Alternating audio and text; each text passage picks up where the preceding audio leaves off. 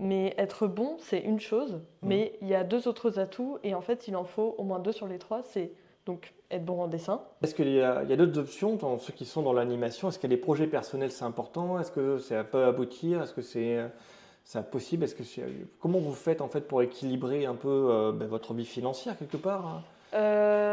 Alors, moi, je vais parler plus de ça théoriquement, dans le sens où je suis encore étudiante, et aussi, ça, c'est un point qu'il faut que je soulève par souci de transparence. Mais les écoles d'animation, ça coûte en moyenne 8 000 € l'année. C'est très très cher. Et moi, j'ai la chance d'être née dans une famille avec un bon capital financier et que du coup, j'ai pas à me soucier de genre comment je vais payer mes études et tout.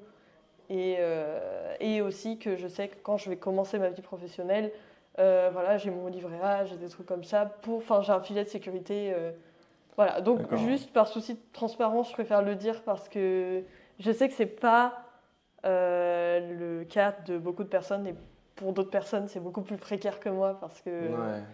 Mais du coup, Attends, mais sur le coup, vu qu'on est dans l'argent, oui, c'est quoi les attendus réalistes? Parce que souvent dans les écoles, on te dit n'importe quoi, tu vois. Sur 5 ans, tu prends 5 fois 8, 40 000 euros de dette. ouais. Et après, tu t'attends à combien? Enfin, c'est quoi pour un débutant?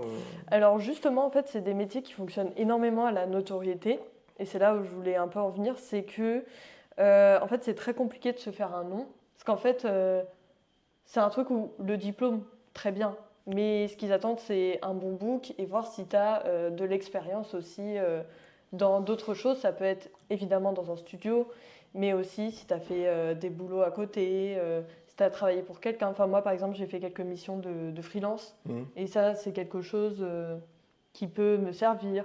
Ou même si tu as un truc en rapport avec le dessin. Donc, par exemple, il y a beaucoup de gens qui vendent des prints. Moi, j'ai une boutique, je fais mes vidéos et tout, montrer que tu t'intéresses réellement au truc et que tu es réellement passionné, c'est ça.